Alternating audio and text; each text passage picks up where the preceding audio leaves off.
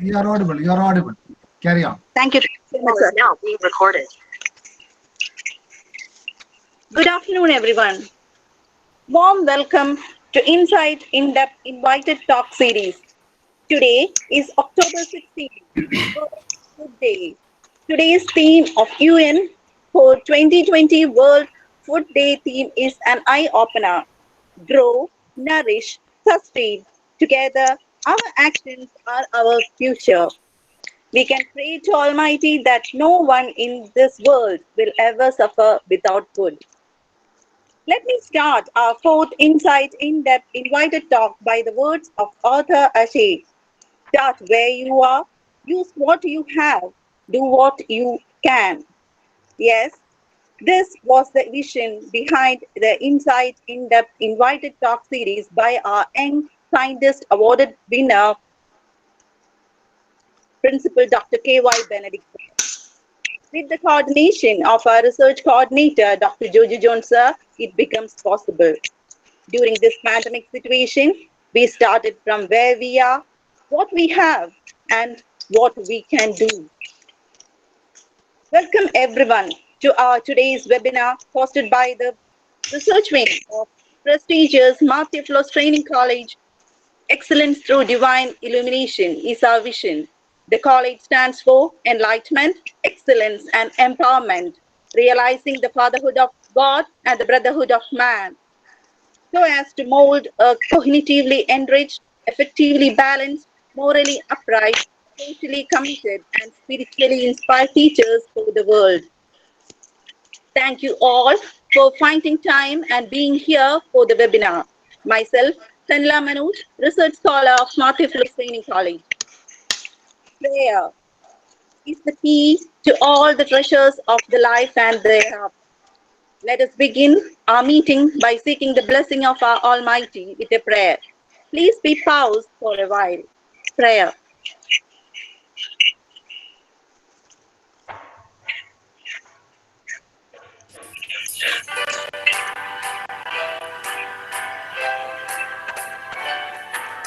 There shall be showers of blessing.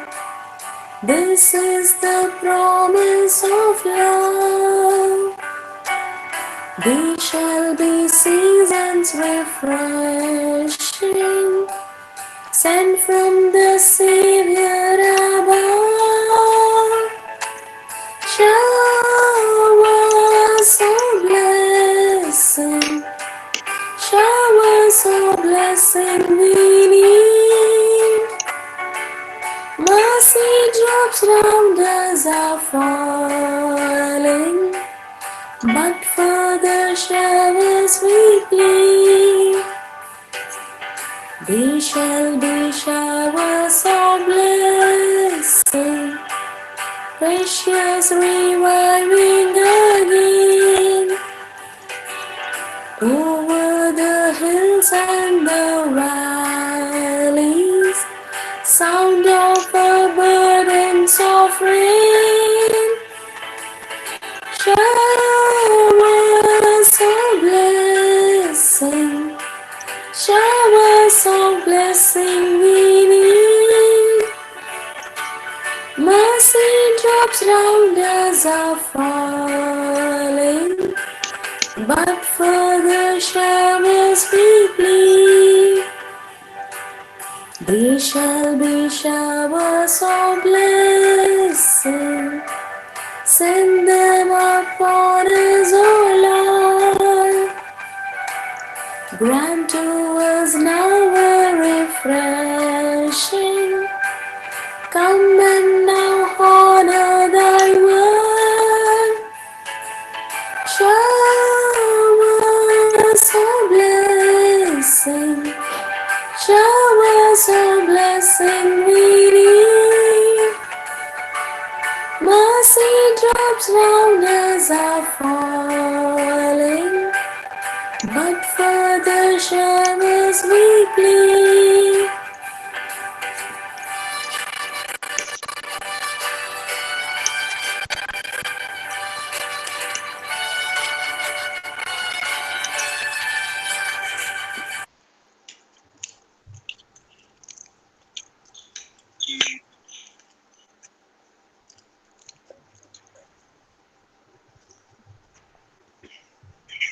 Thank you, ma'am.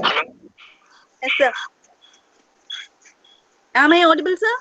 Yes, yes. Thank you. Before we start, let me remind some instructions that should be followed by everyone for attending the webinar. Apart from the resource person, all others are expected to mute your audio and video to avoid background noises that may distract from listening to the webinar. If you have any queries related to the meeting, please type them in the chat box. After the talk by the resource person, there will be a deliberation time. At that time, you can unmute your audio and express your views and clarify your doubts regarding today's topic. This meeting is being recorded and it will be shared through our MTTC official YouTube channel. The link will be shared through the Insight Indepth WhatsApp groups also. Feedback form will be shared through the chat box only at the end of the meeting. Only those who submit the feedback form will receive the e-certificate within 2 days through the email ID which you give in the feedback form. Everyone has to kindly follow the instructions for the smooth conduct of the meeting. Kindly cooperate. Thank you. May I now invite Swami Gurunanyan Tapaswi, research scholar, Theophilus Training College, for the welcome address and also for showering his blessing upon us. Welcome, Swamiji. Hello, am I audible? Yes, Swami. A warm good afternoon to one and all. Dear all, we are living in a world of conflict, of varying honor and impact. Is there a doubling of voice?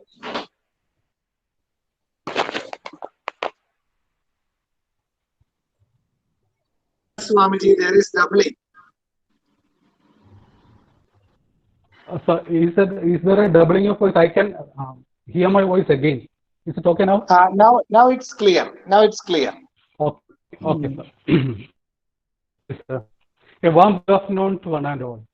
Dear all, we are now living in a world of conflicts of varying honor and impact. It extends from personal level to global level in all possible perspectives. Conflicts are sometimes considered good as they form the foundation for change.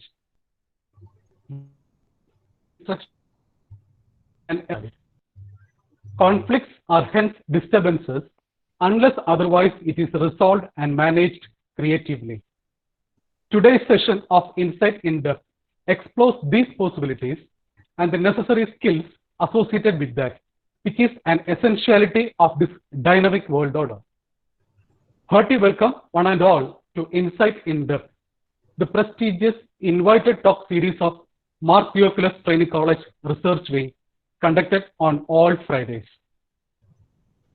The voyage over a turbulent sea could be a nightmare in the absence of an expert navigator. But we are always at ease with our outstanding prospector, our beloved principal, Dr. K.Y. Benedict. He has always inspired us through his creativity and excellent professional and research skills. We welcome you, sir, from the very depths of our heart. The soothing presence of a lovable person is always a blessing in the midst of a fussy life. Dr. Joji John, our research coordinator, is such a dynamic person who influences us with his gentleness and enthusiasm. Sir, we offer you a very warm welcome to this program. Today, our distinguished guest is joining us from a long distance across the nation from West Bengal, a rare opportunity provided by this online knowledge sharing platform. It is both a pleasure and privilege to welcome today's resource person, Dr. Shnaoli Chakraborty Acharya, Assistant Professor, Department of Education, West Bengal State University. She is an excellent academician with outstanding professional track records. She is a member of the Board of Studies of her department and executive member of various academic councils in her state. Today, she will be sharing her expertise on this topic, conflict management skills and excellence. She will be introduced in detail by our colleague Ambika. We respectfully welcome you, ma'am, to this August gathering. A good number of research guides are also making this program a worthy one through their reverential presence. We invite you all with great respect and pleasure. Though last, not the least, I cordially invite all the respectful personalities who have joined the session from various walks of life to be enriched from our distinguished guest, Dr. Shnaoli Chakraborty Acharya. A hearty welcome to one and all. Thank you. Thank you very much. Thank you, Swamiji. Today's webinar is the fourth webinar of Insight In-Depth Invited Talk series. It is conducted on every Friday from 2:30 to 3:30 p.m. Our topic for today is Conflict Management Skills and Excellence by Dr. Shnaoli Chakraborty Acharya, Assistant Professor, Department of Education, West Bengal State University, Kolkata. Hope it's a great webinar for all of us. Let me invite Ambika Robert, ma'am, research scholar, Theophilus Training College, for introducing our guest of honor, Dr. Shnaoli, ma'am. Over to you, Ambika, ma'am. Okay. Audible or no? Audible? Yeah, audible? Yes, ma'am. Okay, thank you. Good afternoon. Good afternoon to all. Firstly, I thanks to God and all coordinators to this wonderful section to select me and give me a chance to introduce this eminent personality, Dr. Shnaoli Chakraborty Acharya. In the field of teacher education, Dr. Acharya ma'am is a great academician. She is very brilliant student and got gold medal in MEd in the year 2004 in Kalyani University, West Bengal. After MA MEd course, her career started as a lecturer in Kolkata Teachers Training College and then worked as a principal in Maulana Abdul Kalam Azad Teachers Training College at West Bengal. At that period, she also worked as the faculty in charge of B.Ed in Directorate of Distance Education in West Bengal. Ma'am ranked first in West Bengal College Service Commission's Merit Panel in the year 2017 for both Foundation course and English Methodology course. She worked as an assistant professor in Foundation course in Kolkata Girls BT College in West Bengal. Ma'am's research area is that educational psychology, educational leadership management, and teacher education. Ma'am presented several articles and attended so many national, international, and state level seminars, conferences, and workshops. Ma'am has published 10 articles, including research papers in referred research journals with impact factor. One of the wonderful contributions of the society is that Ma'am authorized a great book named Enhancing Achievement in English Learning. Presently, Ma'am is serving as an assistant professor in the Department of Education, West Bengal University, and member of the Board of Studies of Department of Education in West Bengal. Ma'am is a executive member of Commonwealth Council of Educational Administration and Management and Council of Educational Administration and Management. Ma'am actively coordinated NSS activities of her university and active participation in the expansion of literacy through the literary project undertaken by her university for backward community. At the time limits, I conclude my words. In all aspects, Ma'am is a great star in all over the world. Thank you, ma'am. A hearty welcome. Thank you. Thank you, Ambika ma'am. Welcome, welcome. Welcome.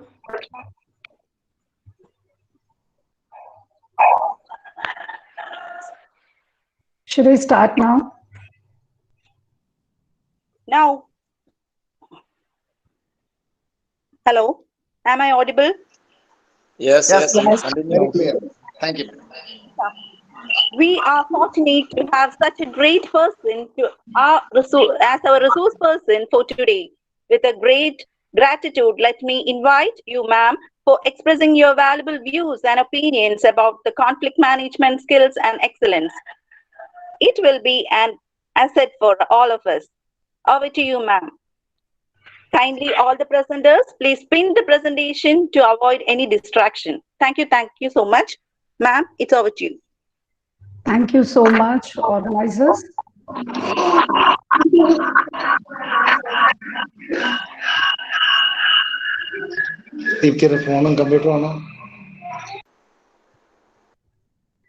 Am I audible and my slide visible to you all, please? You are audible, ma'am. They're visible, I think. Are the Yeah, slides? ma'am, you're right. Okay, fine.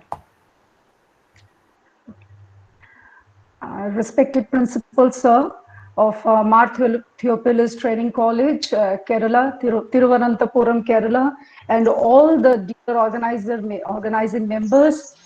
It's a pleasure and privilege on my part to be here with you all in this wonderful virtual platform.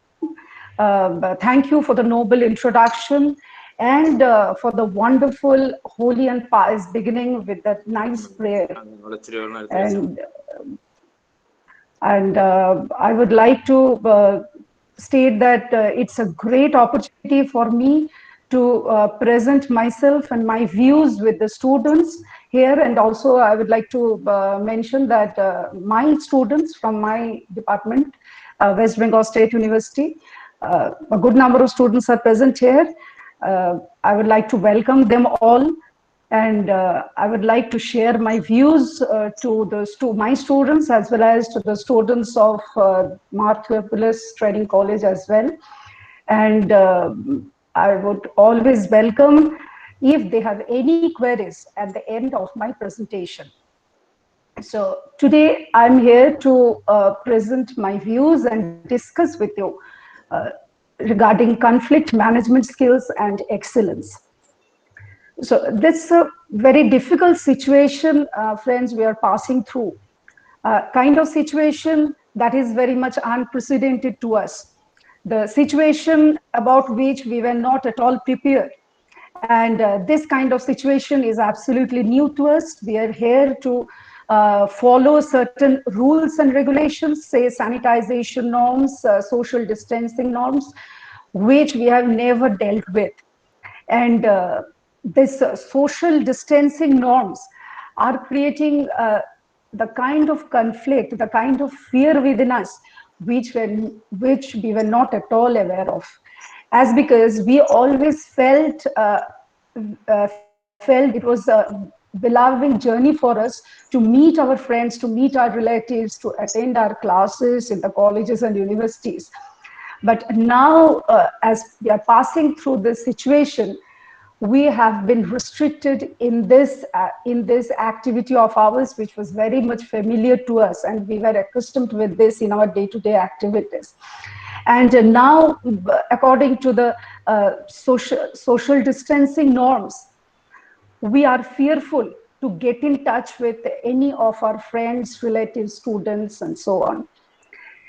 And the reason behind this is, of course, we know a kind of virus, that is the fear of virus. And therefore, this fearfulness is always in our mind that we might get infected if we come in contact with anyone. And therefore, this kind of fearfulness is actually giving birth to a kind of conflict within us, that what to do and what not to do. We were following a certain kind of rules and regulations as a social being from the very beginning of our life, which are at a stress being bought off. It has been hindered that don't do this. This is not the usual behavior you do in this emergency situation, and therefore the kind of conflict arises within us. And I must like to say that our all behavior is actually seated in certain psychological variables, and whenever two individuals opine in different ways, a kind of yes. 1 minute, excuse me. If you are using the PowerPoint, it is not visible. It's not visible, or Not it's visible. only the first slide I was showing. Okay, fine. Okay. Let me do it again. Is it visible now? No, ma'am. It's not visible. Okay, fine. Okay, 1 minute, please. I will try to do it again.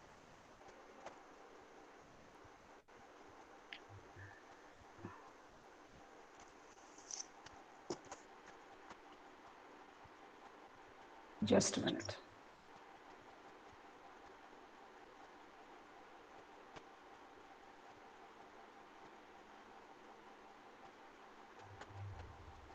Is it visible now, sir? Yeah, it's coming. Okay. Okay. Yeah. Keep It it. is Okay, visible. very good. Visible, Okay, ma'am. fine. Thank you. Visible, Thank visible. you. Thank you so much. Okay.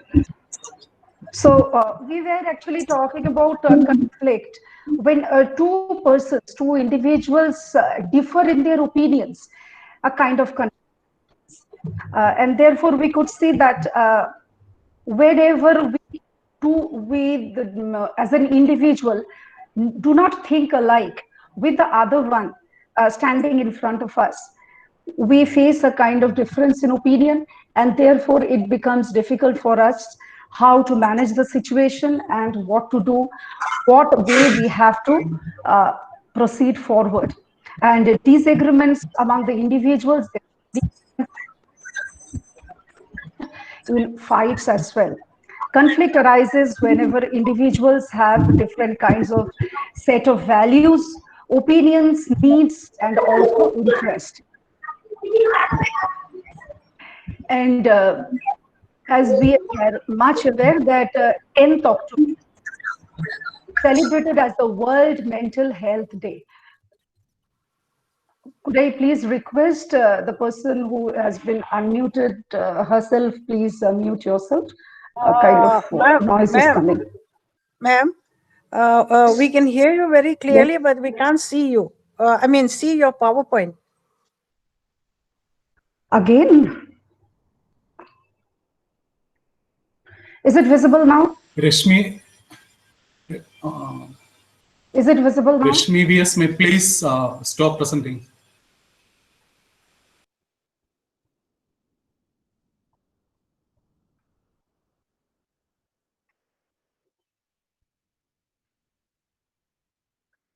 Was anyone presenting in between? Excuse me, Rashmi VS.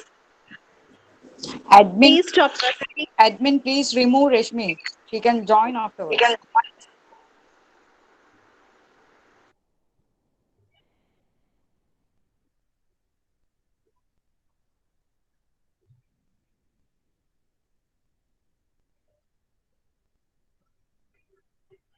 Is it okay now?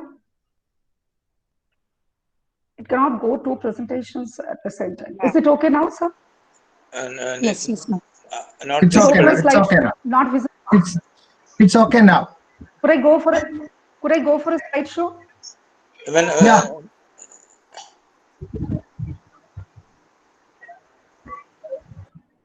Is it visible now, sir? Yes, ma'am. It's visible. It's visible Okay, now. fine. Thank you.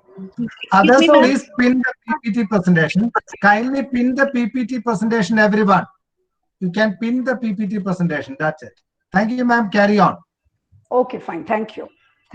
So last 10th October, and 10th October in every year was celebrated as the World Mental Health Day. So from this, we could get the relevance of mental health or maintaining mental health. And keeping in mind that importance, 10th October, the day has been selected to celebrate as the World Mental Health Day. And as per Bhagavad Gita, it has been mentioned in chapter 6, verse number 5 of Bhagavad Gita, that whether our mind acts as our friend or our enemy, it depends on how we deal with it. Therefore, it depends only on us how to deal with the conflicts or how to deal with the difficulties. Let us delve deep into the concept of conflict. According to UNESCO Constitution, it is mentioned there in the preamble of UNESCO Constitution that since wars begin in the minds of men, it is in the minds of men that the defenses of peace must be constructed. Therefore, before we go into the physical war, it actually begins in the minds of men, and also the defenses of peace must also be constructed within the minds. Otherwise, there could not be peace, or we cannot bring peace worldwide. So if we present a formula for conflict, it would be like that: the summation of character plus want plus obstacle equals to conflict. Character here means actually the individual or the person, and individual is always having some kind of want or desires. We cannot stop ourselves from wanting.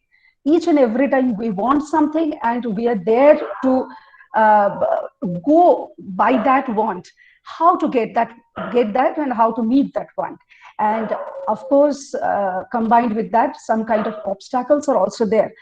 Otherwise, the world would become a heaven. Therefore, character plus want and plus obstacle or hindrances, a mixture of all this, or summation of all this, creates a conflict. So what is conflict? If we Google down the conflict, if we go through the website, we could find a lot of definitions are there. But I found it most relevant to mention Erik Erikson's theory of psychosocial development, as because this theory is very much known, I think, to all the students here, and this is a different way of explaining conflict, and it's an interesting way, I felt.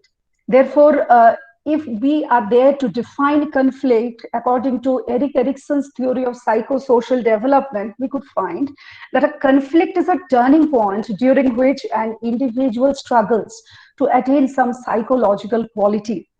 And sometimes referred to as a psychosocial crisis, this can be a time of both vulnerability and strength as the individual works toward success or failure.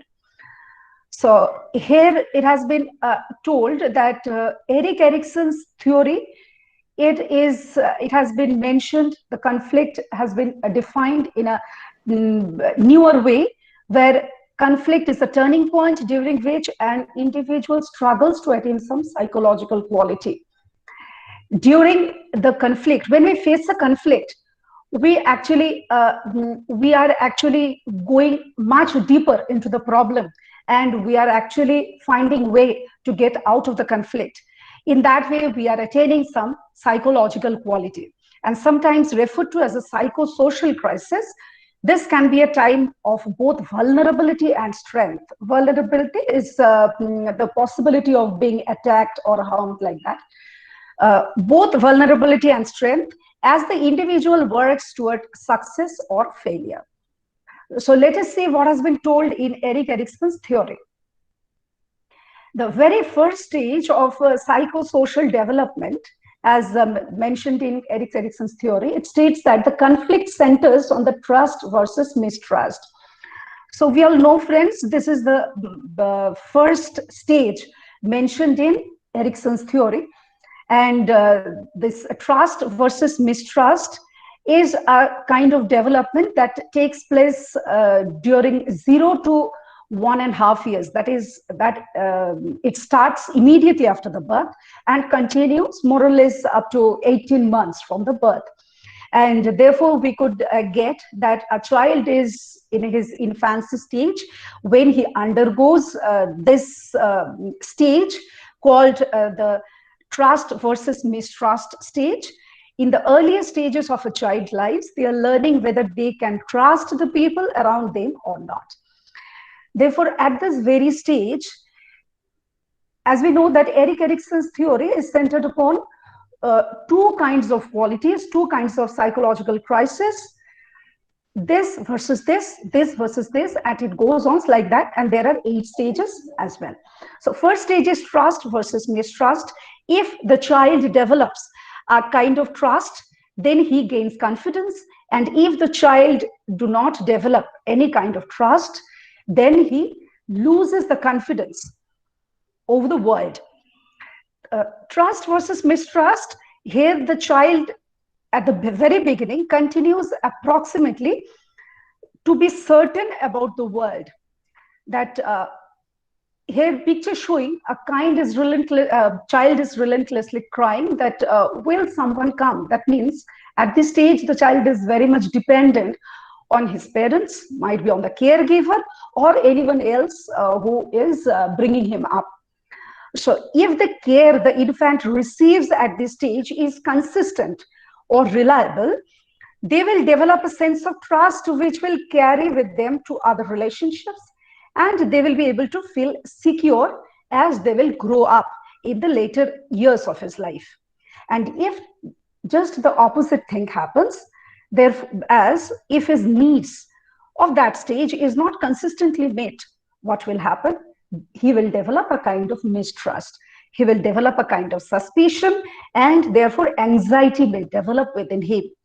Therefore, the very psychological variable conflict starts from this stage only, that is, it's get start from the infancy stage only. And this is why I have found it relevant to introduce this one, to develop the concept of conflict. Erik, I feel it very necessary to get from where does this conflict arises. And this kind of psychosocial environment actually gives birth to our conflict, and which we used to carry forward for the whole of our life. And all this, if all these things happen, if the child actually meets consistently all his needs during this time, what will happen? A kind of hope will develop in him. And this is actually the virtue that will develop in the child at this stage. And by developing a sense of trust, the infant can have hope that as a new crisis arises, there is a real possibility that other people will be there as a source of support. And as this kind of trust, whenever this trust is there in a child, he will always feel that whenever he is there in any crisis, some kind of support will always come to him.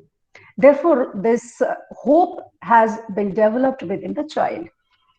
And consistent with Erikson's views on the importance of trust, so many researchers has also been followed, keeping in mind that conflict arises from the very infancy stage. Now coming to the types of conflict. There are different types of conflict. First one I would like to introduce, that is called the approach conflict. Second is the avoidance conflict. Third one is the approach avoidance conflict. And a fourth one is the multiple approach avoidance conflict. So approach conflict is whenever an individual is torn between two approaches, where these two approaches are very much desirable to him. So it occurs when one must choose between two desirable outcomes. See, it becomes very difficult for us if two options are there and two are very much desirable to us. See, if a child has been asked to choose between a chocolate and an ice cream, what will he do? It becomes very difficult for him to choose between a chocolate and an ice cream, as because both of these are very much desirable to the child. Therefore, a conflict begins within the child. Which one to choose? Which path to follow? Second one is the avoidance conflict. It is just the opposite. It occurs when one must choose between two unattractive outcomes. So when two options are there and each are not at all desirable or each are not at all attractive, but the individual is bound to choose one option in between these two. And this very frequently happens to us also in our daily life. So therefore, it occurs when one must choose between two unattractive outcomes and the person has no other way than to choose one option. And therefore, a kind of conflict arises within him. Third one is the approach avoidance conflict. Here, it exists when one event or goal has both attractive and unattractive features.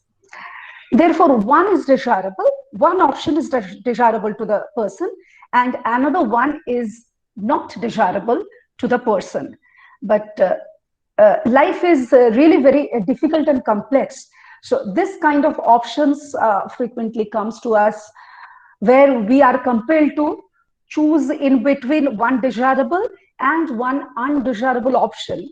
And mostly it happens, we are bound to choose the unattractive one only. And therefore, a conflict arises in between. And the fourth one is multiple approach avoidance conflict. This is a little bit complex situation where one has to deal with different options. So here one must choose between two or more things, each of which has...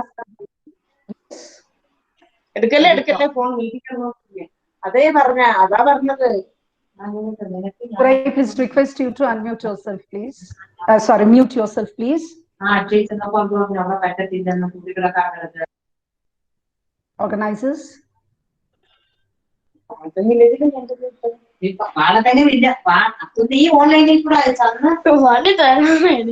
Hello. Please mute your mic. Excuse me. Please, everyone, mute your mic. Thank you. Thank you. So here one must choose between two or more things, each of which has both desirable and undesirable features. So what happens here? There are two sets of options. Each sets are having one desirable option and one undesirable option. Therefore, it's a very complex situation that the person has to deal with. And therefore, the intensity of the conflict also goes up very high. And it really becomes difficult for the individual to choose in between which way he has to follow. Now coming to the different levels of conflict. So there are different levels of conflict as well. Here the levels of conflict has been framed in the hierarchical order, starting from lower level to higher level. First one is the interpersonal conflict. So here it occurs when two people have incompatible needs, goals, or approaches in their relationship. So interpersonal, that is a conflict that has been arised in between two people. It occurs when two people have incompatible needs, goals, or approaches in their relationship. And therefore, when two persons are facing such kind of difficulties in their set of interests or set of goals, or any other interest areas, such kind of interpersonal conflict arises between them. Second one is the role conflict. It involves very real differences in role definitions, expectations, or responsibilities between individuals who are interdependent in a social system. So this happens in defining the roles or expectations or responsibilities between individuals. So what happens if one is there to decide within a group, and if some difference arises in between this person, this role model, and the rest of the group, such kind of conflict arises, and it is called the role conflict. Therefore, it involves a very real differences in the role definitions and expectations, and who are actually, and this group of people and that role model are both interdependent in the social system. Therefore, neither the group of people nor the person who is actually leading the group they can avoid their roles, or not, they can avoid each other, and kind of conflict arises between them. Number 3 is the intergroup conflict. So it occurs between collections of people, as the name implies. It's in between the group, in between different groups. So occurs between collections of people such as ethnic or racial groups, departments or levels of decision making in the same organization, and union and management. So this is actually concerned with a group of people, different groups, say for instance ethnic or racial groups, and it's frequently kind of conflict arises between two groups, maybe two racial groups, maybe one racial group and another ethnic group, and so on and so forth, and it becomes hard to resolve the conflict. Number 4 is the multi-party conflict. It occurs in societies when different interest groups and organizations have varying priorities over resource management and policy development. So when different interest groups and organizations have varying priorities, it's a conflict that is arising between multi-parties. So there are different parties, multi-number of parties are present there, and some kind of conflict regarding their interest or policy making, a kind of difference in opinion is arousing in between these parties, and therefore the indifferences in between, the differences in between their opinion, they turn into kind of conflict. And 5th one is the international conflict. It is a broader area. It occurs between states at the global level. States or different countries as well. We could see from we could get from our newspapers and media that it is very frequently that different countries are having different opinions regarding their policies and warfares and different resource managements and so on, and therefore the conflict is very obvious, which is reflected in our newspapers and all the social medias. Now coming to sources of conflict. So there could be different sources of conflict. Here I have pointed out 4 of them. These are very broad areas of conflict. First one is the social dilemma. Second is the perceived injustice. Third is competition, and 4th is misperceptions. We will discuss a little bit elaborately about all the 4 areas. First one is the social dilemma. So broadly defined, social dilemmas involve a conflict between immediate self-interest and longer-term collective interest. And these are the challenging situations because acting in one's immediate self-interest is tempting to everyone involved, even though everybody benefits from acting in the longer-term collective interest. So what is a social dilemma actually? It involves a conflict between our immediate self-interest and the collective interest. I will explain it a little bit. So several of the problems that most threaten our human future, it arises out of our self-interest, and which ironically to our collective detriment. So sometimes it happens like that. To fulfill our self-interest, we actually become detrimental to our collective interest. Let me read out the example that has been mentioned here. A well-known example is the problem of overfishing. So we all are quite aware of the problem of overfishing, whereas individual fishermen may be tempted to fish as much as they can. If they all do so, the fish population might become depleted, which is detrimental to all fishermen.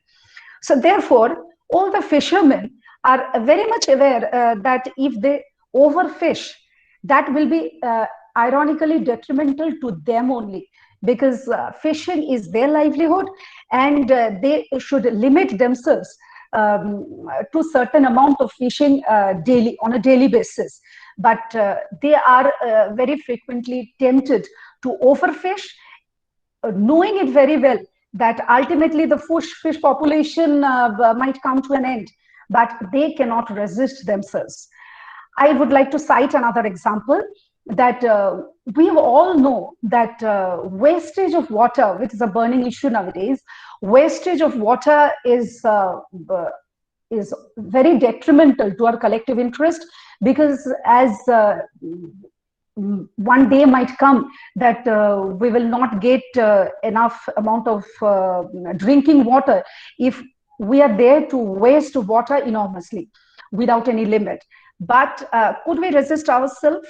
I think it's very difficult for ourselves to go beyond this self-interest, to resist ourselves each and every time for saving water drop after drop. So this is the kind of social dilemma we face each and every time in our daily life. Second one is the competition. So I would like to here mention competition, as we all know, is always a kind of attitude that has been dealt with by two groups. If I'm there to compete with somebody, it's quite obvious that a kind of conflict may develop. To elaborate it, I would like to mention a little bit Muzaffar Sharif's experiment, which is known as the Robbers Cave experiment. It is actually termed as the realistic group conflict theory as well, initialized as RGCT. And it comes with the view that intergroup conflict, that is conflict between two groups, occurs when two groups are in competition for limited resources. Here, limited resources, the word should be taken into account. Therefore, he is actually proving this by making a nice experiment, which I would like to refer a little bit. Muzaffar Sharif has actually conducted one experiment where he took some boys, randomly selected some boys, say 11 or 12 years of age, and he divided the group of boys into two groups, and he has taken them to certain place called Robert Cave State Park, and there they were in a summer camp doing some co-curricular activities and some fun activities like hiking, swimming, etc. And there, after 4 days or 5 days, when they have almost completed their works and activities, they were asked to reflect upon their activities. First, they were asked to reflect upon their own group, that is called the in group, and then they were asked to reflect upon the other group, which is called the out group. And it was very surprising for Muzaffar Sharif to get that. They become very prejudiced when they were reflecting about the out group, that is the other group. And they were always tended to characterize their own in group in very favorable terms and their other out group in very unfavorable terms. And therefore, this experiment confirmed Sharif's realistic conflict theory. And in this experiment, win-loss competition had produced intense conflict, negative images of the out group, and strong in-group cohesiveness and pride. So there were negative images of the out group as reflected by one group. And also the other side is also there were a very strong in-group cohesiveness and pride. Now, moving forward to the third variable called the perceived injustice. So here, perceptions of injustice have recently emerged as a factor that may interact with the stress of pain to increase depressive symptoms. So perception of injustice, it has now become a factor that may give birth to certain depressive symptoms. Before going into perceived injustice, let us have a glance on what we actually mean by justice in a very simple way, that people perceive justice as equity, the distribution of rewards in proportion to individuals' contribution, quoted by Wollston and others, 1978. So people perceive justice as equity. It is like that. The amount of that if I am there to get 1 pen or 2 pens, you should also get 2 pens, not more than that. Neither I should get 1 pen, nor you should get 3 pens. It's like an equal distribution of rewards in proportion to individuals' contribution. And therefore, injustice is just the opposite. If we are not getting the same amount of resources or rewards, and perceived injustice is a little bit extended way of getting some misconceptions, like some injustice is going on and we are perceiving it, we are conceptualizing it, the kind of injustice that is being conferred upon us. Like, that's unfair, what a rip-off, we deserve better. Such comments typify conflicts bred by perceived injustice. So if such kind of comments been passed before us, we usually take it, or we usually perceive it as a kind of injustice, as because the persons, if are only a passers-by and passing such kind of comments, it sometimes happens that without knowing us, they are passing such kind of comments, and that becomes a kind of perceived injustice, and it may give rise to certain depressive symptoms as well. And coming to the fourth one is the misperception. So misperception has several other dimensions as well. Like, first one is the preconception. Preconception is before knowing something, we are making a conception of it. We are prior determining that what is that, without knowing about that particular thing or particular object. And in many cases, our conceptions could be wrong, and that could lead to misperception, and finally that could lead to conflict, some kind of conflict. Second one is the in-group bias.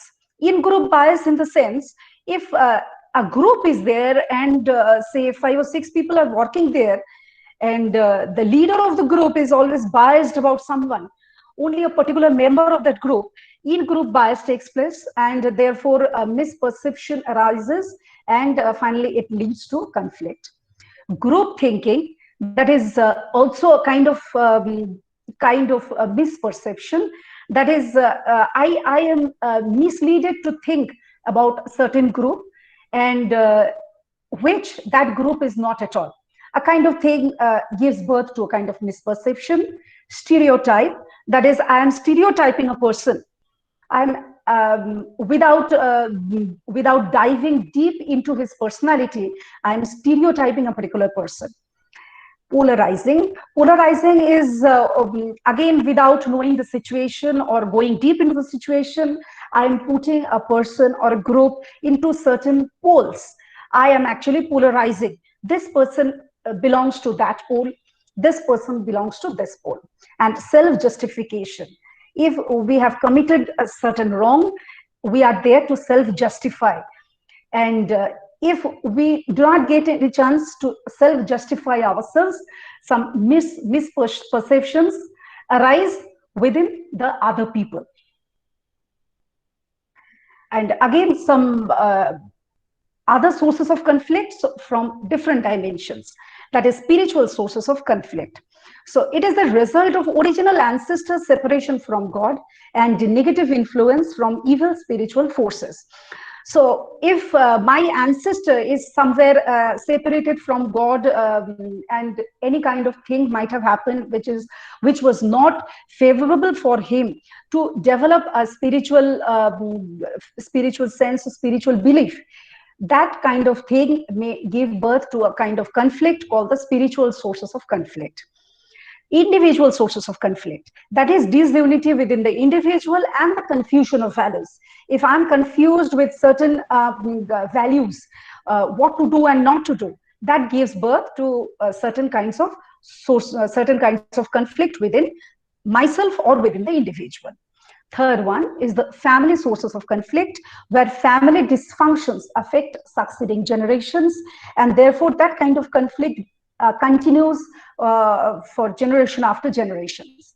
Number 4 is the national and international sources of conflict, that the national policies affect future generations and can lead to conflict within or in between nations. Now coming to dealing with conflict. So we have discussed a lot about the different types and different levels of conflict. Now, what is the way out? How are we going to deal with this conflict? So 4 C's have been presented here, and 4 ways how to deal with the conflict, that are contact, cooperation, communication, and conciliation. First one is the contact. So desegregation is the process of ending the separation of two groups, usually referring to races. So if we are there to desegregate, if we are there to build up a nice contact between two groups, desegregation is the process which would end the separation in between two groups, and it usually happens to in the broader aspect, referring to broader groups. Say we could refer to racial groups here. Next one is the cooperation. So common external threat, superordinate goal, and cooperative learning. These are the three sub-areas we are here to deal with. Common external threat is having a common enemy, that unifies groups of competing boys in sheriff's camping experiments and in many subsequent experiments as well, as quoted by Dean, 1979. So here again, I'm referring to Muzaffar Sharif's experiment. So there, Sharif has also mentioned that having a common enemy unifies groups of competing boys. So if these two groups, the two groups that has been mentioned in Sharif's experiment, they were always using unfavorable terms about their outgroups. But if it happens like that, they are having one common enemy that will unify both the groups. And this has also been experimented and proved in Muzaffar Sharif's experiment. And this is called the common external threat. And that actually gives birth to cooperative attitude in between those boys and also in between individuals in general. Second one is the superordinate goals. So superordinate goals is actually goals so large that requires more than one group to achieve the goal. Goals that compel all in a group and require cooperative effort. So if we are there to reach some superordinate goals, the goals which are not that easy to reach, and it's not that easy for one single group to reach, we are there compelled to unite with the other groups, and such kind of superordinate goals actually compel all in a group and require cooperative effort and gives birth to cooperation. And that is actually helping us to resolve the conflict, and that is actually that has actually helped those group of boys to solve the conflict that has arisen in between them, referring to Muzaffar Sharif's experiment again. Number 3 is the cooperative learning. If we come or peep into the academic field, with cooperative learning in Aronson's experiment, students learn not only the material given, but other lessons as well. So friends, cooperative learning is another aspect of learning, another way of learning. It's a group learning where the most important factor is cooperation in between the in-group members. And it has been stated by Aronson and Johnson. I would request my dear participants, friends, to go through the nice YouTube videos are there regarding cooperative learning. Professor Johnson's video is also there. So cooperative learning has been proved, and there are more than 80 ways of cooperative learning, 80 methods of cooperative learning, which a student could easily adopt. With proper guidance of the teachers, where students learn not only the material given, but other lessons as well. The lesson of cooperation, the lesson of doing something together. And cross-racial friendships also begin to blossom. So this is a nice way of learning, also to resolve conflict as well. John McConaughey opined the cooperative learning is the most effective practice for improving race relations also. Now coming to the 4th dimension, it's the communication. So how could we communicate with each other? 3 nice ways are mentioned here. First is bargaining. It is actually seeking an agreement through direct negotiations between two parties. So if we are there to seek an agreement in between two groups, some kind of bargaining is needed. So bargaining is actually here, I actually mean to say bargaining as a kind of agreement through different negotiations between the parties. If we are there to resolve some conflict in between two groups, some kind of negotiation is needed. And that has been mentioned here as bargaining. Second one is mediating. Mediating is an attempt by a neutral third party to resolve a conflict by facilitating the communications and offering suggestions. So here we actually need a third party, an attempt by a neutral third party to resolve a conflict by facilitating communications. So third party, the presence of third party is very much needed to facilitate communications and offer suggestions. And therefore, he could mediate. He will be there to mediate the problem. Third is the arbitrating one. Arbitrating is actually the way of authorization. Some kind of authority is needed. So resolution of conflict by a neutral third party who studies both sides and imposes a settlement. So resolution has been done by an authority. This is also a nice way of communication to resolve the conflict. Resolution of a conflict by neutral third party who studies both sides and imposes a settlement, and thus the conflict could be resolved. And last one is the conciliation. So one approach to de-escalation of conflict, that is reducing the conflict, is GRIT, called the Graduated and Reciprocated Initiatives in Tension Reduction, an approach developed by Charles Osgood in 1962 that refers to a method of restoring negotiations between two parties who are deadlocked. If two parties are in a position that they never could be reconciled, then this approach might work well according to Charles Osgood. So this is an approach called the GRIT approach, Graduated and Reciprocated Initiatives in Tension Reductions. And this approach is used to de-escalate or reduce the amount of conflict that has been arised in between two groups. The basic idea is that the disputant can initiate a de-escalation by making a small unilateral concession to the other side, and at the same time communicating a desire or even an expectation that this gesture will be matched with an equal response from the opponent. And if the opponent does respond positively, the first party can make a second concession and a peace spiral is begun. So therefore, the disputant can initiate the de-escalation by making a concession to the other side, and at the same time, he will expect some kind of communication from the other side also, with an expectation that they are actually very eager to reconcile, and he is expecting a kind of positive response from the other party. And if the opponent does respond positively, the first party could make second concession. So this is a kind of gradual progression towards reconciliation, gradual progress towards the reduction of conflict. And in this way, what will happen? A peace spiral is begun. Therefore, a kind of peace will be initiated between the two groups who were actually deadlocked. And thus, the kind of conflict could be resolved. Now, does fighting resolve conflict? In the political scenario, we could see that even in the broader aspect, if we consider the political scenario, in the very narrower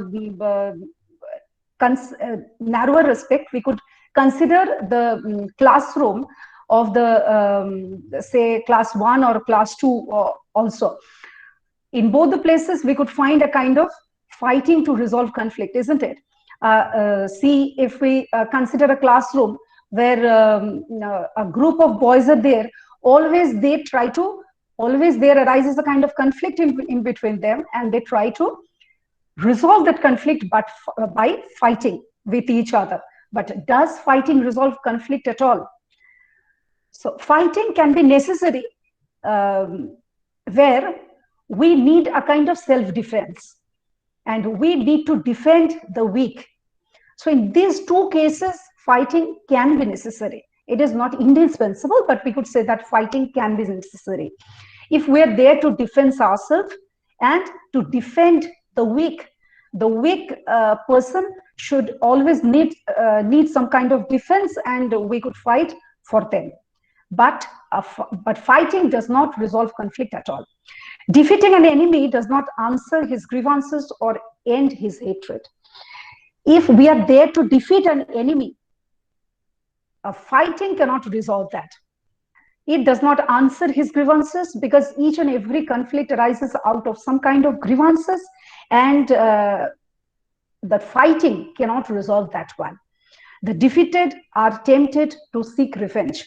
So if we are there to not listen to the grievances of the other party and develop some kind of hatred on that party or on that group, what will happen? That defeated group will always be tempted to seek a kind of revenge, and that revenge will again increase the conflict. It will never decrease that conflict. So better fighting, we should not adopt fighting to resolve the conflict. So major takeaways to manage conflict: control your temper and emotional response. So we are there to control our temper and emotional response. We are always there to use our emotional intelligence to resolve the conflict, or at least try to negotiate, or at least try to find a neutral way out to resolve the conflict. Understand the issues. First, we have to go deep into the issues. Why or from where the conflict is arising. Unless and until we go deep into the issue, a superficial level of understanding can never solve the problem. Third is decide where to engage. So we have to choose between the favorable and the unfavorable. We have to decide where we should get engaged. We have to search for a common goal or ground. So if we are there to resolve one conflict, we should always have to find out some neutral ways of solving that. We are always there to search for a common goal.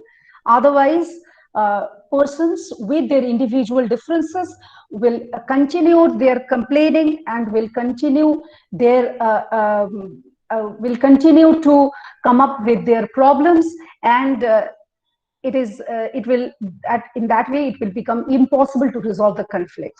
Therefore, finding out a common goal or ground where the two parties could work in a common way or in a manageable way, that is very important for us. Bring in a third party. As I've already mentioned, that sometimes it becomes very important to find out one neutral third party to resolve the conflicts. And finally, we have to be creative. Creative in the sense, different conflicts arise out of different situations, and we have to manage that situations.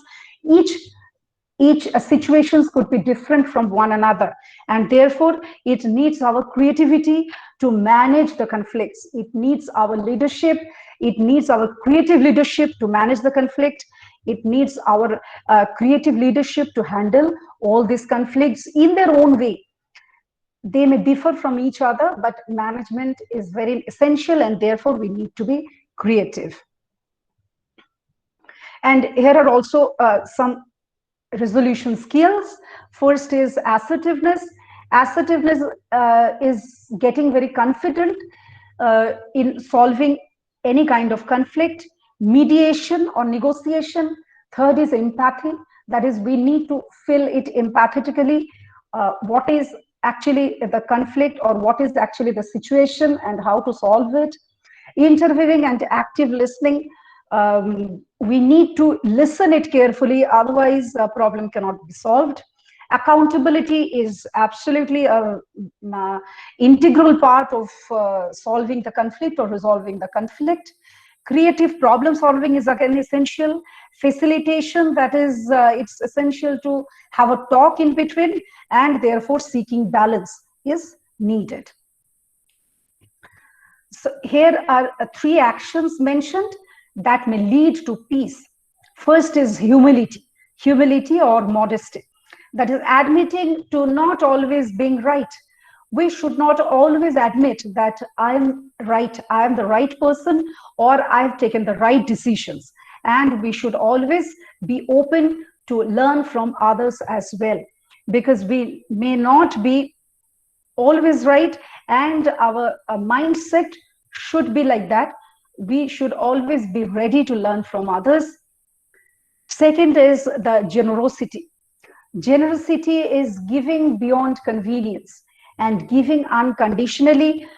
That is, if you give beyond your convenience, that becomes your kindness, that becomes your generosity. And if you give something unconditionally without expectation of any return, it actually leading to peace. It is actually, it cannot give birth to any kind of confusion, and the taker or the receiver cannot feel hesitant to take something from you. And service is another very important action to be imbibed. That is showing acts of caring to meet others' needs, respecting the dignity of the recipient. We should not pose that, yes, I am giving something to you, I am providing my service to you. That means you should be very grateful to me. Rather, we should respect the dignity of the recipient also, and reversing exploitation through service. And we should be there for reversing exploitation through our service. And I've almost reached the end of my discussion, and I would like to end my discussion with a short and very beautiful story. And the story is nothing new to us. We are very much aware of the incident that I'm going to narrate right now, but the lesson is very important that I would like to mention here. The story goes like that. A person was sitting on a bench nearby a seashore, and their waves were coming frequently, and there were two children on the seashore. They were actually building some castles of sand in the seashore, and they were working very hard to build that castle. And that elaborate sand castle, by the water's edge, they were building nice gates, nice doors, and so on. But all of a sudden, what happened? That is very natural to happen, but the two innocent children were not aware of that. A sudden strong wave came, and it was washed away. That sand castle was washed away. But they had built that with much effort and time, and when that castle was turned into a heap of wet sand, the children were very obvious to burst into tears. They were crying relentlessly, and they felt devastated. But immediately after that, what happened? That actually caught the attention of the person sitting on that bench.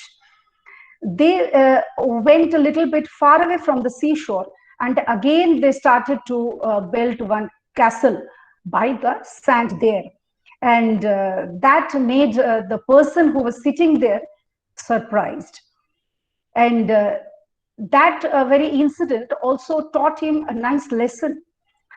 There he realized that all the things in our life that we make with so much effort, we pay so much attention, we waste so much energy, time, are actually built on sand. Only our relationships to other people endure for lifelong. Sooner or later, the wave will come along and knock down what we have worked so hard to build. And when that happens, actually, only the person who has somebody's hand to hold will be able to laugh like those children on the seashore. So make sure, my dear friends, you have someone to hold your hands. And finally, with a few nice sentences to quote: you are strong when you know your weaknesses. You are beautiful when you appreciate your flaws, and you are wise when you learn from your mistakes. So what is there to dwell in between conflict? So let us come out of all the uncanny situations and walk together. Thank you so much. It's over to organizers now. Thank you, ma'am. Thank you so much, ma'am. Yeah. Thank you, ma'am, for such a thought-provoking and delightful presentation. It was very much useful for everyone. The story that you told last was very heart-touching one. Thank you for your presentation, and thank you so much for all the messages that you shared with us. Thank you. Thank you so much. Now, it is the time for deliberation. Dear participants, it is the time for air your opinions and views regarding today's topic, conflict management skills and excellence. Thank you. Ma'am, there are some questions in the chat box. Can I read? Yes, sir. Yes, ma'am. It's. I would like to answer them. Always welcome. Yes. Okay. First one is from Seema Karthikeyan. Please mention some activities for conflict management. Activities. Okay. For conflict management. Yeah. I think a slide was there that was mentioned there. Actions that lead to peace. Peace actually here refers to conflict management only, and there some activities were mentioned. And also, I think another slide was there where I tried to mention that we need to listen to others. We need to have a discussion to solve any problem or any conflict. We need to hear each other or listen each other's words nicely. And this kind of actions may lead to nice conflict management. Another question from Annapurna Kumar. What is conflict resolution? Conflict resolution is managing conflict or solving the conflict, actually. How to solve your conflict or problem or anxiety, whatever you may call. That is, conflict actually leads to a problem only. When you are torn between two sides and you cannot avoid the either one, that arises conflict, and that also becomes a kind of problem. Therefore, conflict resolution is how would you solve it out? How would you solve that problem? That is only the conflict resolution. Next question is from Veda G. Could you differentiate frustration from conflict? Well, see, frustration is the result. Conflict is the reason, and frustration is the result. See, if you are always there in a conflict, or if situations, if you are there to face a kind of situations that always you are facing a kind of duality, and you are not able to solve your problems, and always you are facing a kind of conflict, which path to choose, and that is actually a very unfavorable condition you are dealing with or passing through. And if this continues for a longer period of time, it is obvious that you would develop a kind of depression within you, and depression and frustration within you, that why I am not able to deal with this problem. What is there means, how could I resolve all this?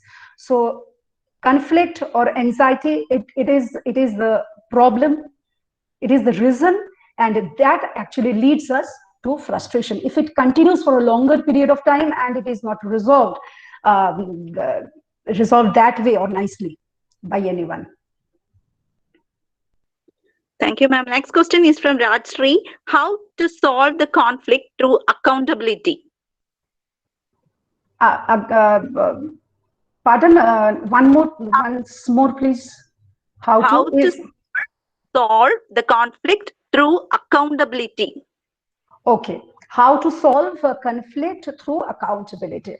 See, if a conflict is there, and if it becomes very tough for someone to handle that conflict, sometimes it may happen that we choose to go to another path, or we choose to choose another path which might have a better solution, or which is much more easier. Let me give one example. Say, we all know that NET examination is really very tough. It needs a lot of preparation from our part, and it takes hours and months of preparation to appear in the NET examination.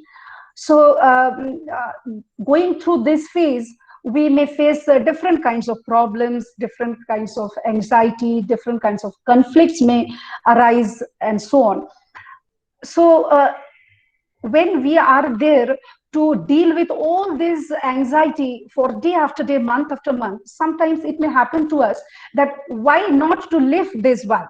It's better to appear for any school service examination. That will be much easier for us.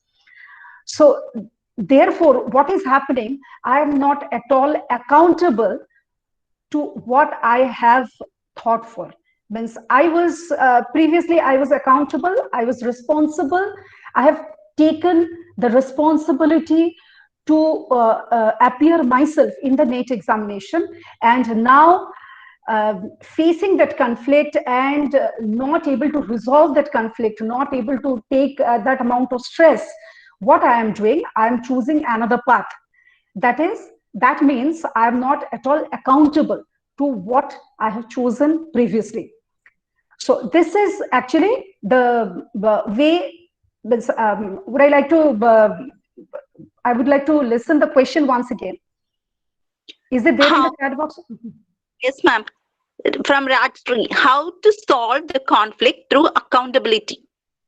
So if we are accountable enough, we will never leave that path, and we will try our best. We will follow that path only. Say here, if I'm there to exemplify with NET examination, we will never leave that path, and we will follow that path. That actually shows our accountability towards that work. So in this way, we could be accountable, and we could solve our conflict by being patient, by holding patience, and by being patient with that situation that we are dealing with. Next is from Anu Rachel. Could you please give a few pointers for intrapersonal conflict? Could you please give a few pointers for intrapersonal conflict? Okay. Intrapersonal, I think you mean to say the conflict that are arising in between us. Am I right? Yes, ma'am. Yes, ma'am. Yes. So the conflicts, actually, we are having different kinds of conflicts in between us. It depends on the way we lead life, and it depends. Say, if I'm a student, I could have a conflict whether I could see if some tough situation I'm facing. Consider this situation only. I belong to a very poor family. I stay in a rural place, rural remote area, where I have no device to attend the examination, and therefore it is giving a kind of conflict, anxiety, whether it's actually the situation is not favorable for me to attend the examination, and that is actually giving birth in me a kind of conflict that it's better to leave examination. But if I am there, it's kind of intrapersonal conflict whether to attend the examination or not, as because so many adverse situations are already there before me. So if it's only depends on me, it's I am there to solve my own conflict. I could take help from anybody else also. And I am there to choose the right path, that in spite of all these adverse situations, I could manage. I could take the help of someone else who is having a smartphone and could attend the class and attend the online examination, and so on and so forth. So this kind of situation, this is a kind of conflict that is arising in between us, in between one individual only, and that is called intrapersonal conflict, and several other kinds of conflicts may also develop in between us. These are actually intrapersonal conflicts. Thank you, ma'am. Next is from Ronald. Yes. How we can effectively deal with approach conflict? How we can effectively deal with approach conflict? Therefore, approach conflict is actually the two most favorable situations. Yes, we have to prioritize.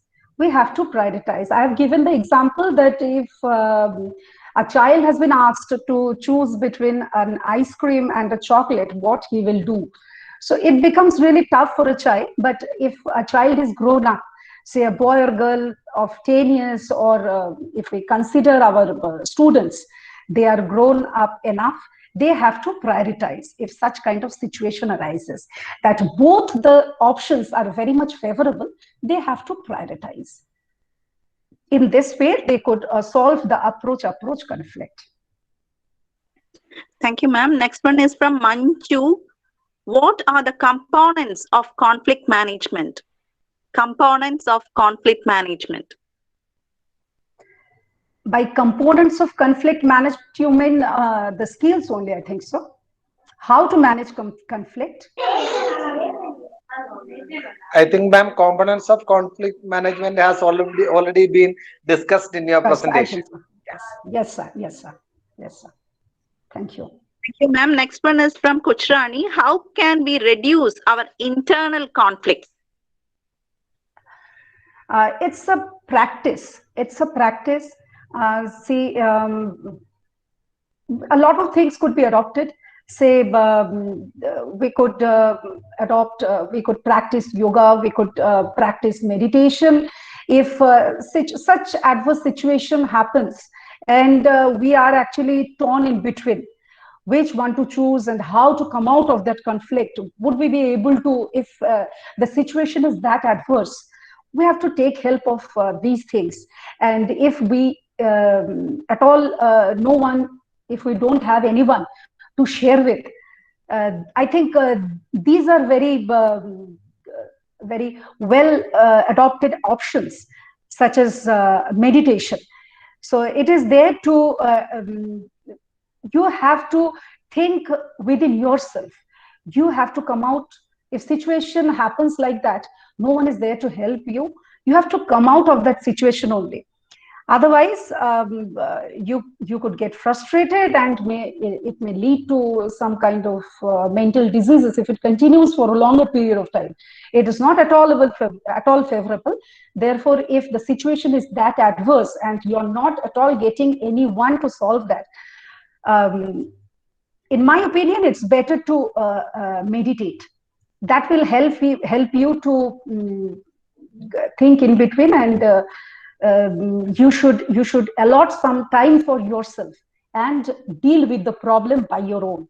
I think that will be a nice, it will help you nicely to come out of that situation.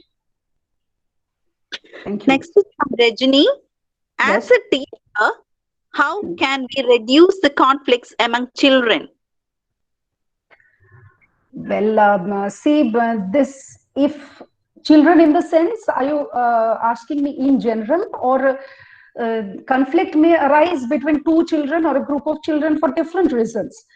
If I'm there to answer in general, then I have to answer in two parts. First, if any conflict arises between two children, and second one is if conflict arises between two groups of children. So if conflict arises between two children and within a group of children, in both the cases, as a leader, first you have to listen it thoroughly, and as a neutral third party, you have to mediate. You have to mediate, taking into account and listening to both their grievances, and then find a middle way, so that they could really agree to be with you, to take your way of solving the problem. It could be done both for inter-child conflict and inter-group conflict as well. Thank you. Next is from Dr. Roni. Is lack of conflict management lead to depression? Lack of conflict management leads to depression? Yeah. Of course, of course. See, conflicts actually it arises out of certain anxiety, and anxiety is very much detrimental to our mental health. It's not at all a favorable situation, and if this continues for long, if you are not there to solve it and you are there to keep it within yourself only, you are getting no one to share that, it will definitely lead to depression. And therefore, my suggestion is find out someone to hold your hand.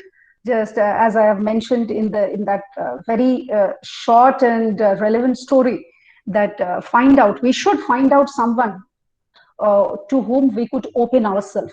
That is the most essential factor for resolving conflicts, as I feel. Thank you. Thank you, ma'am. Questions are over. Hello, ma'am. I am Dr. Joju. Thank you very much for your brilliant presentation. I would like to add one or two things with your points. First one is the dialectical idea of Hegel. The growth is always happening through opposites and conflicts. So conflict is, yeah, sir. Ma'am, your presentation was really stunning, and conflict always leads to a better perspectives sometimes, but stress can be eustress or distress, and we have to manage stress and we have to manage conflict also. Ma'am, your PowerPoint presentation was really brilliant, and you have an excellent way of presenting, and it is really stunning to listen to you. And we have recorded your presentation. We'll be uploading your presentation in YouTube as well. All of us enjoyed your presentation, and I just wanted to add this point. In the history of human beings, the opposites always led to a conflict resolution and better something. So from capitalism came socialism, finally mixed economy evolved. And that is the best that cuts away the defects of the first two systems. So conflicts are positive always, positive also sometimes, but we have to take care to guard our personality. And you have already mentioned the role of teachers also in managing the conflicts of children. Teachers should not be stress creators, nor should be parents stress creators. We should be stress reducers, and these are the times where we have to open up our minds and be very empathetic. Anything can happen from the student side at any moment. Power failure may be there, maybe some problem with internet, shortage of internet data, anything can be there. Teachers should not be stress creators. That's also a very important point. Congrats to you. And I just want to, I don't want to pose any questions. I just want to congratulate you for your brilliant presentation. It was really stunning and outstanding. We enjoyed every bit of it. So much. It's my pleasure. It's a golden opportunity for me to be here with you all. And thanks for the nice questions from the student part. And it's another pleasure from on my part that students were listening it so eagerly, and they posed so many questions, which means that they have really listened it nicely. And therefore, it's a pleasure on my part. And I would like to thank you all for the opportunity that has been conferred on me. Thank you so much. And you have responded to the questions in a brilliant manner as well, ma'am. Clarified all the doubts. I'm here to answer my students. Absolutely. Yeah, ma'am. Thank you very much. We enjoyed it. Is there anyone who is adding something, please? Benedict, sir? Question is there, conflict transformation. Can you please tell us about conflict transformation? Okay. Conflict transformation, actually, if you get that amount of opportunity to transform your conflict that has been arised within you to some positive way or to anything in a constructive way, That is called conflict transformation. As conflict is always there, conflict will be there. We cannot live in a world where there is no conflict, as because we are individuals and individuals always have individual differences. Therefore, conflict is obvious, but if we could manage to transform our conflict in a positive way, that becomes conflict transformation. Thank you. Thank you, ma'am. Questions are over. Thank you. Dear participants, feedback link is in the chat box. Please fill it. Thank you.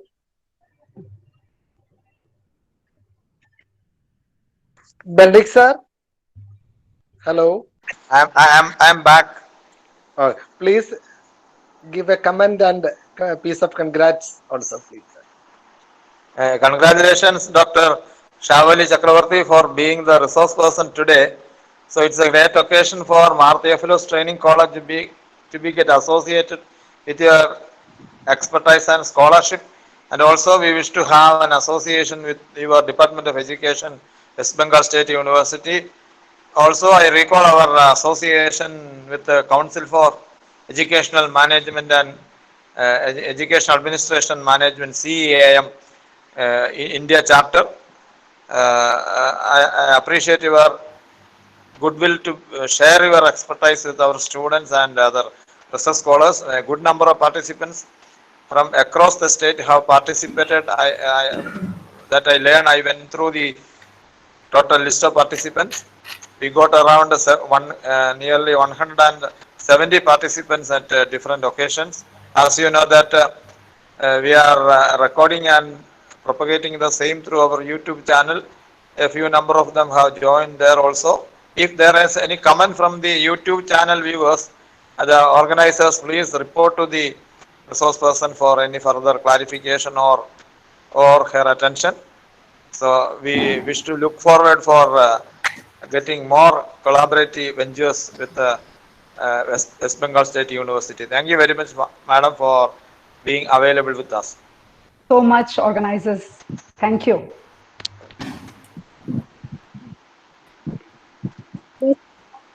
Participants, if you have any opinions or views about this, you can share now.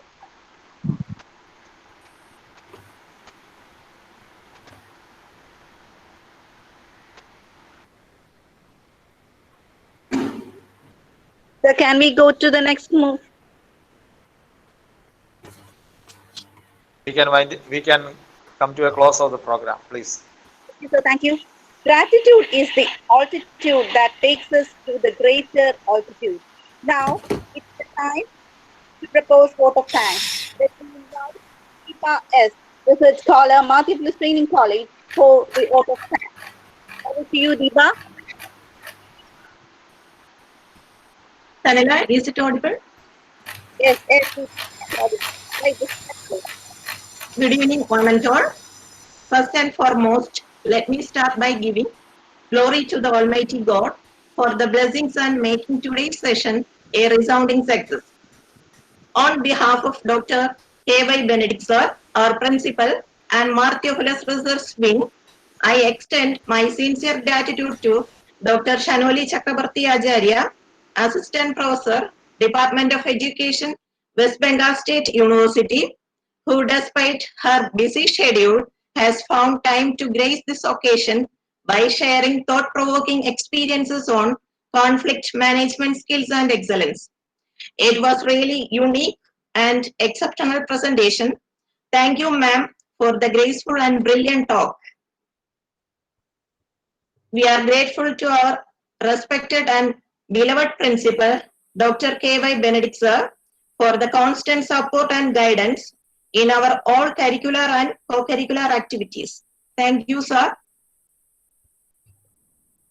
Let me offer our sincere thanks to dear Dr. Joju John sir, Associate Professor of Theophilus Training College and Coordinator of Research Wing, for creating a well-organized plan for the systematic execution of the program.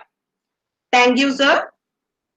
Next, I want to extend our sincere thanks to professors of different colleges, research guides, research scholars, M.Ed and B.Ed students, all esteemed participants and faculty members of Theophilus Training College for the presence and active participation.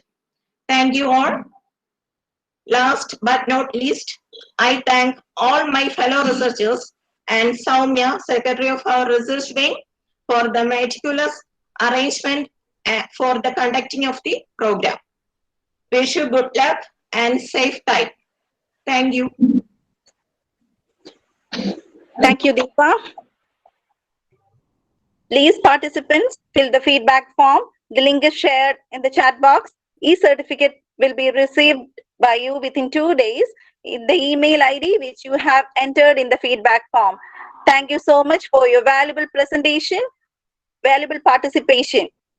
Please join us on next Friday for another great webinar in our Insight In-Depth Invited Talk series. Thank you so much. See you all next week. God bless you all. Stay safe. Thank you once again. Now, we have come to the end of our webinar.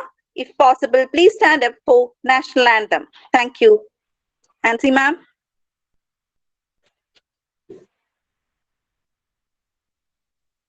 जनगण मन अधिनायक जय हे भारत भाग्य विधाता पंजाब सिंध गुजरात मराठा द्राविड उत्कल बंगा विंध्य हिमाचल यमुना गंगा उच्चल जलधि तरंगा तव शुभ नामे जागे तव शुभ आशीष मांगे गाहे तव जय गाथा जन गण मंगलदायक जय हे भारत भाग्य विधाता जय हे जय हे जय हे जय जय जय जय हे